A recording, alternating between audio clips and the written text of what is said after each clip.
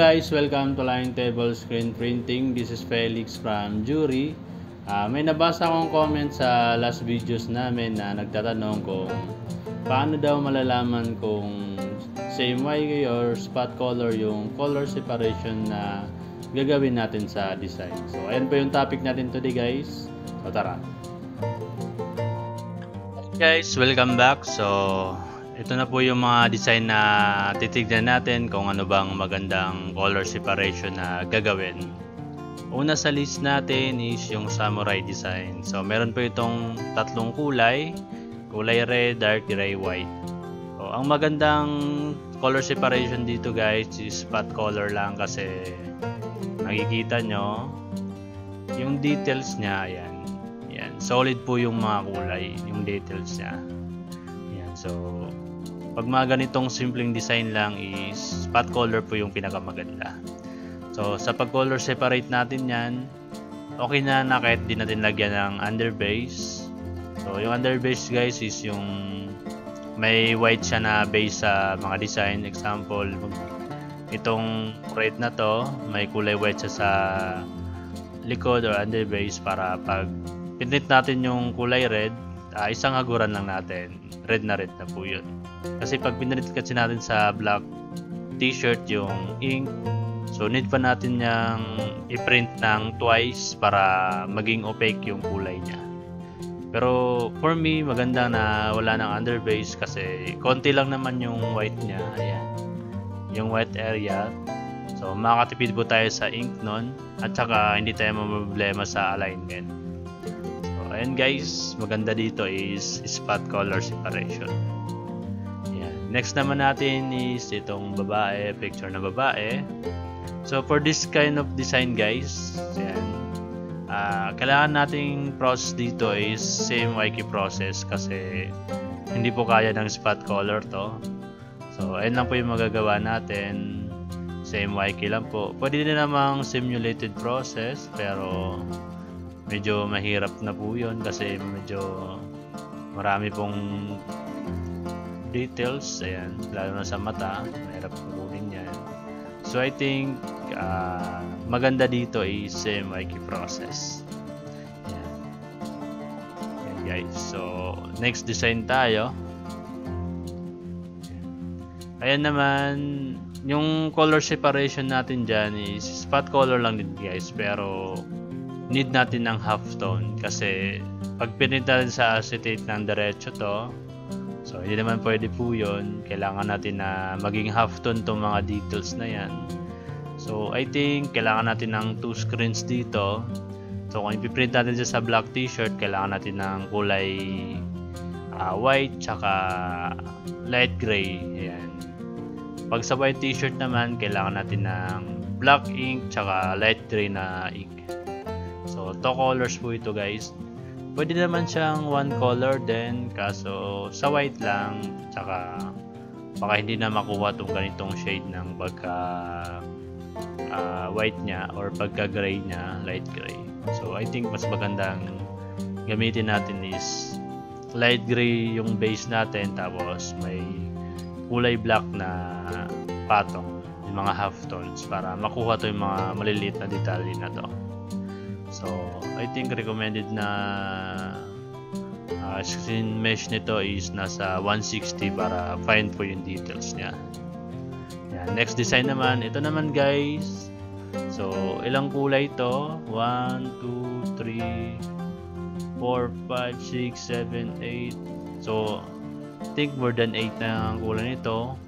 So pwede naman po siyang spot color, kaso kung gusto nyo makatipid sa screens kasi mahirap gumawa ng screens, maraming resources na masasayang, so sabihin nyo sa customer nyo na pwede lang bang hindi kuha talaga yung kulay, so medyo katulad lang, so napag-uusapan namin yan. Pero kung gusto nyo yung quality talaga, maganda dito spot color kasi gagastos kayo ng napakamaraming screens. So kung gusto nyo magtipid, I think gagawin nyo is CMYK process natin or simulated process. So simulated guys is example itong yellow na to, tapos itong medyo light yellow. Ayan. Tapos medyo may yellow-orange dito, orange dito. Ayan. So, pwede mong ma-achieve yan sa simulation. So, example, magbe-base tayo ng yellow. Ayan. Tapos, i-half to lang natin konti yung orange natin ito. Magbe-base tayo dito para ma-achieve to yung kulay ng eskwela. Pero I think, para hindi na tayo ma-hassle, magandang gawin natin is CMYK process na lang. So, kung sa black t-shirt na to ipiprint, kailangan natin ng underbase. So buong design na to may underbase pag black t-shirt. Ayan, may white dito. So kung sa white t-shirt naman, less hassle. Kaso itong sa flag na may white, kailangan natin ma-emphasize yan. So I think kahit lagyan natin ng stroke dito or border para ma-emphasize natin na may white yung flag natin. So, pag sa CMYK process, gagastos lang tayo ng 4 na screens pag sa white t-shirt. Sa black t-shirt naman, gagastos tayo ng mga 5 screens lang. So, ang laki na natipid nating screen, guys. Pero kung conscious kayo sa quality, so, eksakto talaga yung mga kulay, pwede na naman yon. Kaso, napakadaming screens na kailangan nyo. So, mas matagal na production. So, mas mapapamahal po yung customer nyo. I think hindi din nila kaya ng ganon. So magkasundo na lang kayo kung ano bang magandang deal para sa inyong dalawa. So next design natin is itong may half tone. So instead na mag 3 colors tayo, guys, example itong medyo shade ng red na light. So ang ginawa namin dito is naglagay kami ng underbase. So, tapos, yung kulay red, nilagyan namin ng halftone yung mga highlights para ma-achieve na 2 screens na lang yung magagamit natin dito. So, pag-print nito, mag-underbase tayo ng white. Unahin natin yung pag-print. Tapos yung red, next, isang hagod lang kasi may base ka na white. Di natin need na 2 hagod kasi baka mawala tong halftone na to. Ayan. So, masyadong maliit tong halftone, guys. Ayan. So, hindi nyo makikita sa screen. So, ayan po yung magandang gagawin pag ganito yung design natin. Ayan. So, ang concept nyan, guys, kung gusto nyong lighter shade, so kailangan natin ng white underbase tapos darker ink. Kunwari red, gusto nating may highlights na pink. So yung mga highlights na yun, gagawan lang natin siya ng halftone para mag-light siya kasi may underbase tayo na white. So kung nag-gets nyo yung idea, guys, maganda yun. So next design natin, ayan. So nabanggit ko kanina, pag may underbase tayo tapos may halftone yung shade natin, magla-light po yung shade na yon, yung may halftone na part. So kung wala namang underbase tapos yung damit natin is dark color or black, so ganito po mangyayari, guys. May halftone, ayan. So yung shade niya magda-darker kasi wala tayong underbase, yung t-shirt lang po yung underbase natin. So magda-darker po yung shade na yon or yung halftone part kasi walang underbase. So ayan, guys, makikita nyo naman sa white part medyo gray na siya kasi may halftone.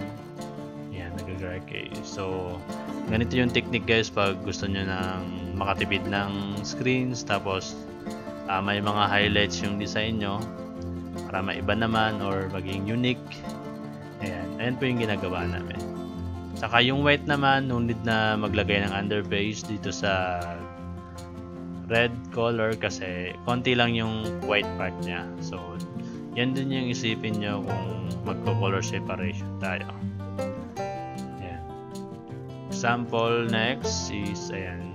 So nabanggit ko kanina, no need mag-underbase, guys, kung konti lang yung white ink na part. Ayan, guys, sa case naman ito, solid yung white ink niya, halos whole part. So kahit ipatong na natin yung ibang kulay, ayan. hindi gaanong masasayang yung white kasi sinabay na natin. So napabilis pa yung process natin yan.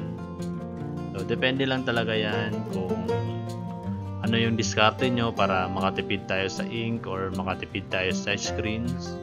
So importante lang dito is huwag nating babaan yung quality ng ating print kasi hindi na tayo makakaulit sa customer niyan pag bara-bara lang yung print natin. Kaya yung unang gagawin talaga natin is makipag-usap sa customer na ganito yung kalalabasan niya or ganito yung process na gagawin mo para mapabilis yung process or mapaganda yung quality. So napag-uusapan lang yung mga ganyang bagay, guys. Yan. So ang importante, ayusin lang natin yung pag-color separation para hindi tayo mamroblema sa production na. Kasi yun yung pinaka-importante, yung color separation. So, mas maayos na color separation, mas maayos na production, mas maayos na flow, mas maayos na tanggap ng customer. Ayun guys, thank you for watching. Don't forget to like, subscribe, and leave a comment kung meron kayong katanungan about sa video. Yan lang po, huwag nyo kalimutang mag-subscribe, pinutin yung notification bell para updated kayo lagi sa mga ilalabas pa namin videos about line table screen printing tutorial. Salamat po.